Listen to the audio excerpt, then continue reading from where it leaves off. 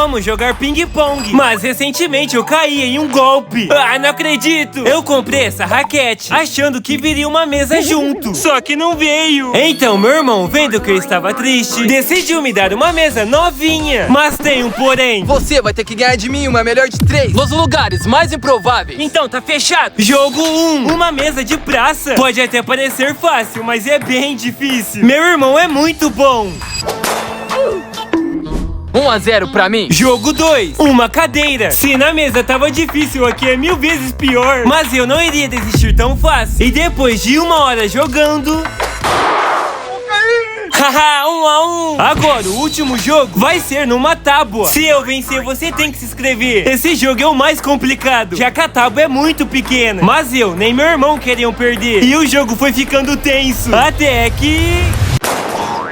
eu ganhei! Ah, tá ali sua mesa.